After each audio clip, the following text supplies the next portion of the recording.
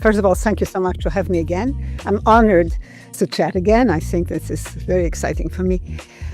You know, what made Lacan famous and infamous was how he ended his session. There were times where, you know, somebody would come in and he would end the session after 1 minute. Or he would end the session in the middle of a sentence. And that intervention, which was very traumatic for a lot of people, eventually became a little bit part of the system. So it kind of lost a little bit its glamour that, oh my God, why did they stop me then? What did I say that would open a door that only outside the room I will be able to make the connection? And the next time when I come in, I will say, well, when you cut me off last time, I was very upset, but then that thought came to me, and I'm bringing that thought. And of course, that thought would be very valuable and important.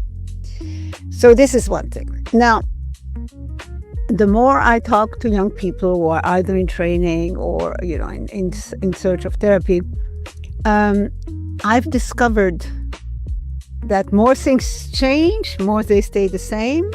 But more things change, one has to realize they change to understand what remains the same. And I think one of the major problems I think psychoanalysis confronts today is that more things change. They don't know how to grapple with the change because they want everything to stay the same. Wanting everything to be the same is the same thing that we're talking about. The idea that there would ever be an end would mean everything is steady state, that there's been an equilibrium found within you and maybe within the institution of psychoanalysis where we say we're done. And all you've got to do is, well, not change. You have to enter into this thing and not change at all. We want some sort of permanence. The unconscious uses strategies to maintain a semblance that things don't change. You know, there are certain strategies that we have that are ways of how do we deal with what we have received and how we have been seen as children and what is our history. People want the comfort of going to their, you know, they want the comfort of their received notion. They want to go back to what is familiar. And the possibility of opening a door to an unfamiliar situation is very scary. And it's only when they see that that's ultimately what will make them happy at the end, that they can break, you know, the repetition compulsion of what they have decided would be the safe zone. So now to come back to your question about the end, does it make sense what I'm saying? Yeah. So when you talk about the ending of psychoanalysis, I would say that the end of psychoanalysis today has a very different nature than the end of psychoanalysis at the time of Freud and Lacan. Those two, my two Belgian colleagues, they really were grappling with the ending of psychoanalysis and how difficult that is, because, you know, for Freud it was always interminable, because if you find somebody who hears you and sends you back what you need to hear and helps you, why do you want to give them up? So Lacan had that very interesting theory, you know, about the analyst being the objet, the analyst being in the place of the fantasy that eventually you don't need anymore because you've given it up. Thanks to the work you've done, that fantasy can be thrown in the toilet and then the world opens up. But I think what is more important is to get to true speech. And true speech today is no longer the same as true speech before. What's true speech? True speech is when a patient says something and the analyst sends back that, well, you mean to say this, but you actually say that. And the patient will say, yeah, that's exactly right. You know, so the true speech is to really get to how you can capture something of the unconscious that the patient, the analyst captures, that the patient didn't know he was saying or she was saying. What escaped their unconscious and was caught by the analyst. That's why they're there, is to say things they don't know they know. Mm. But I think what Lacan was doing is that there is something in the concept for Freud that an analysis is interminable, because there is something that prevents the fantasy, the Oedipal fantasy, to be thrown in the toilet, you know, completely, because there's always something lingering. And that something lingering is that part of the other that you cannot capture. So it's a part of us that we don't know exists. All of us, you know.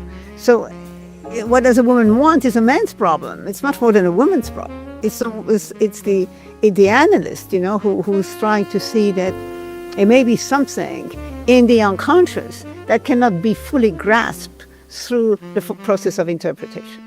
So I think there's something there that Lacan brings in through the real, a real that escapes, you know, a real that is ineffable. And that's the jouissance of Sainte-Thérèse. Nobody can understand through the system of structural linguistic and the Oedipal complex, you know, why she has an orgasm with God. There's a piece there that nobody understands. So that's what they say. I mean, to me, it's not that interesting. I think what's more interesting is to see how the unknown that is, you know, the part of us that cannot be fully captured by the psychoanalytic structure who had all this ambition to be a scientific structure, you know, it's a scientific process. So it's something that escapes science. This question of what does a woman want is more in reference as, you know, why is it that when you seem to have everything you want, and you have it, something escapes, and then you realize that's not what you want, because you cannot get what you want. And what is wonderful about life is that there's always a piece of what you want that you don't have. And the big thing is that you think you know what it is you want when you're not having what you want. And that is what causes the neurosis and the problem, because you want this, that people want. When they're in love, they still want something else that is not part of the deal. They want something else. You know, everything's going great, and then they want something else. And then there's always those disastrous love affairs. So the ineffable is the impossible thing that makes love. Yeah. Exactly. That incredible love affair is not going to be satisfactory outside of the love affair. It's only satisfactory because it's a love affair outside the marriage. It's not. It's going to crash. So it's the third ineffable thing again, but as like a pressure. Exactly. But it's a pressure that forms both sides. So there's two structural arrangements there that need to both be there for the ineffable to exist. So you're saying everyone should have love affairs. I mean, you speak in a way you love love affairs. There's something very human about them. Yes, absolutely. Love affair are wonderful because your fantasy can be satisfied. And then and the big secret is to understand that the love affair is never going to be what you think it is. So you have to accept that you have to drop it and confront that void at some point. Yeah, but it's the fact it's never going to be that retains it as an ongoing, energized fantasy. Exactly. Unlike the completed dead marriage. Exactly. Yeah. And suddenly you find out that you love your husband much more than you thought. But as we're tackling these kind of gossip column questions, like what do women want? So then what would Lacan say is the means to a successful marriage? He's not prescriptive. No, well, I think if he had to say something, he would say, well, you have to accept that you're never going to get everything you want. And then, you know, and how you negotiate to get what you want within the framework of what you have is a risk that you have to calculate intelligently. But you shouldn't fool yourself about thinking that because you're attracted to somebody else, somehow this is the love of your life. But this is no longer the way people think. And this is what was so interesting to me. So how do people think? No. That's the thing I want to talk to you about. Okay, we got there. You see, this is what I mean. I think to go back and try to scratch our head about what does a woman exist as, it is always that piece of the unknown ineffable, you know, that you project on the other, or that you project, you know, you think you can give an object to this, and the analyst is going to give you that missing piece, and that's why the analysis can't end. And once you understand that that missing piece is a whole, and you have to embrace that whole, then you come with the analysis, and the analysts represent the whole and say goodbye. I mean, and there's no more I can give you. I mean, it's a whole. Yeah, and the patient, yes, it's a whole. There's nothing more. But then what does that person do? They go and live life. But no. But I mean, do you see that as a positive? I think it's the best possible thing. No. I think we're miss. So when I speak of, I understand what you're saying about analysis being complete. At that point, they've understood this. They no longer need the analyst.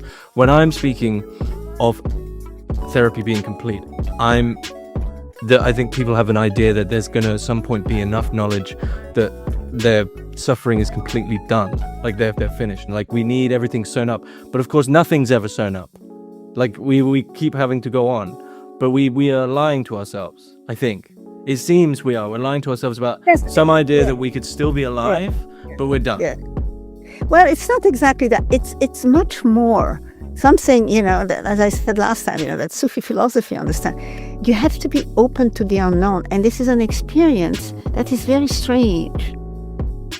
Because you like to plan ahead. I like to plan ahead. And one time, I remember I didn't plan anything ahead. And I said, okay, I'm going to wait for seeing, not to plan, but see how things are going to come to me. And it was amazing. I said, I had so much better time than if I had made all kind of arrangement to be happy. So to me, this is the key. And every human being confront this unknown or accept the fact that they don't have an answer in a different way. But we don't. That's what I'm saying. We're all about knowledge. And we're all about at least the idea that we have... A narrative we play now. We know. But Lacan would say, well, there is no such thing. In the same way that we can't have what we want. There's a moment where a patient understands that the analyst is not going to give you the answer. But it doesn't mean that, once you get to that place, I would not kick my patients out. I don't. I have a lot of patients who really understand what my role is. What's your role once they understand you can't give them the answer? It's almost like being a friend, it's like a support. It's a friend that is occupy a very specific space. Do you think an analyst can ever be a friend? No, it's not a friend, is the wrong word, but it's somebody who hears you and hears the process and hear how they solve the issue, knowing what their limitations are and knowing how they need to, and which pieces of their life is still encumbered by the fear of an unknown and a tendency to repeat the mistake of the past. So I feel that now we live in a world where people are so isolated that the end of analysis is not so important as an analysis where the analyst is a human being and you think this is what is missing today.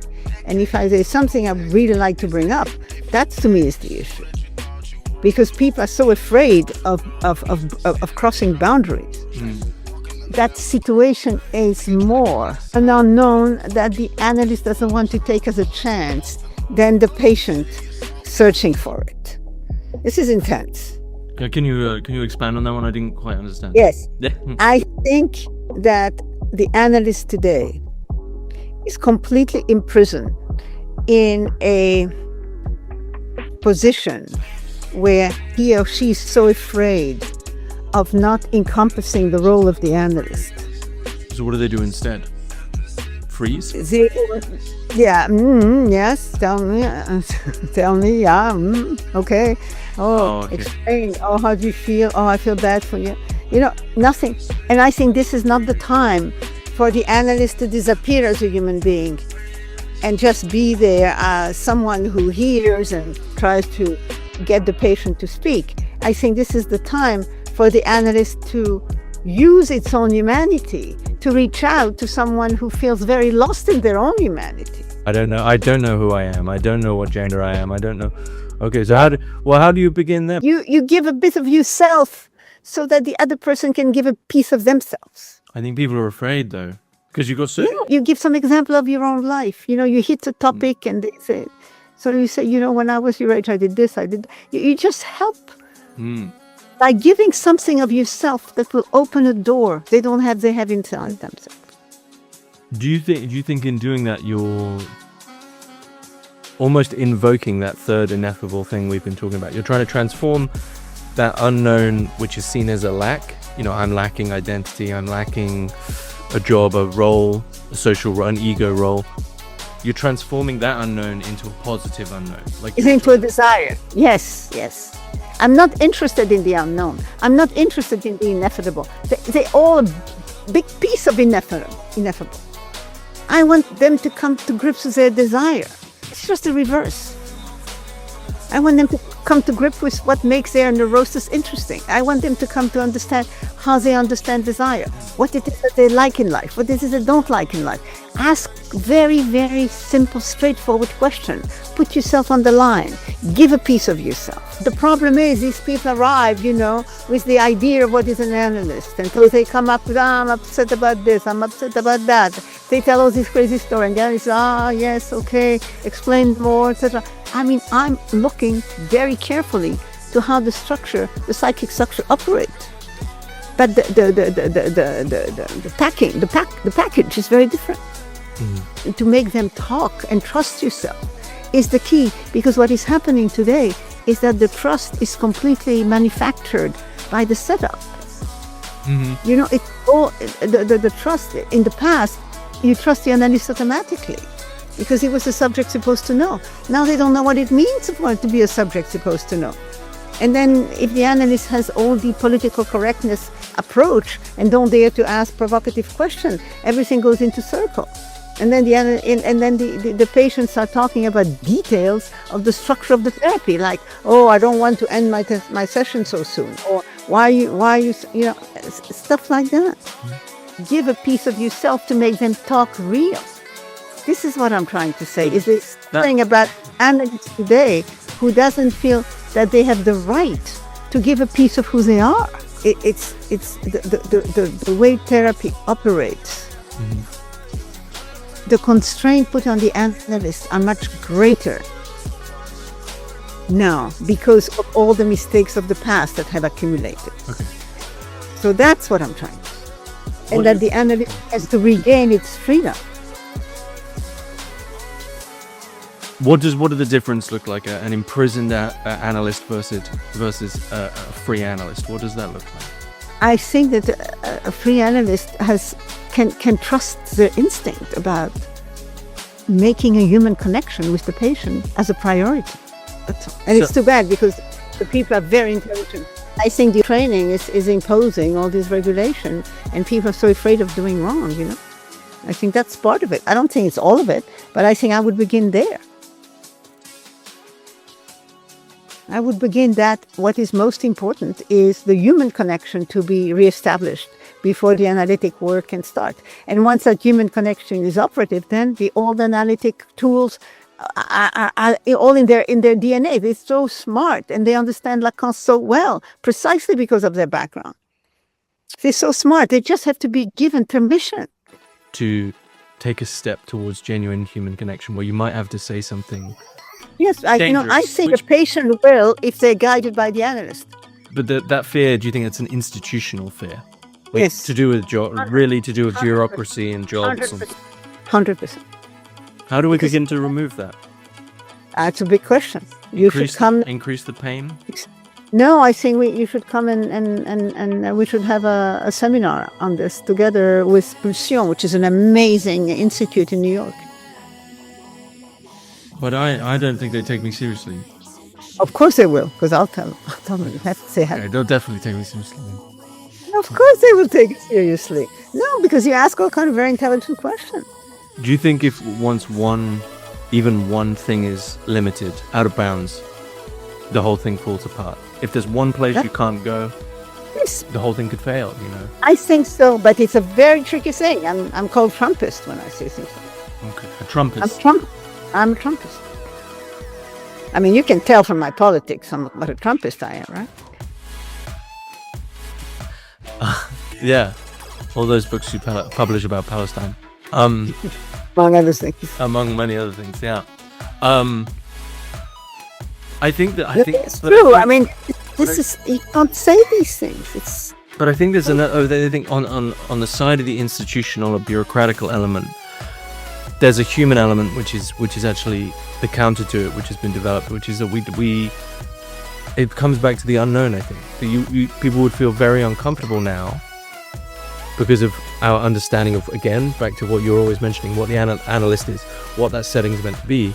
There would be a deep discomfort, if an analyst, that role, really pushed back, or did something dangerous that wouldn't fit the narrative. Right. So we've also, in the same time that we need to be critical of the academy, I'm sounding like a bit of a boomer, I think. Like, but we need to be critical of comfort culture. You know, that what is all of.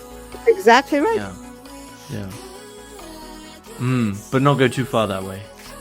No, because you have to keep the training. You know, I still believe in the structures. I believe in neurosis. I believe in hysteria. I believe in obsessional neurosis. I believe in phobia. I believe in perversion. I think all these structures are still there inside. And the key is for the analyst to discover what is the mechanism, what are the psychic strategy that are used but are not free to express it themselves. You don't know what's going to come through your mind when you talk to somebody, and you have to follow this free associative ability, to trust my free associative ability. Conscience, whatever comes to me. Good analyst says they have to trust what comes to their mind when they hear. And if you begin to censor that, then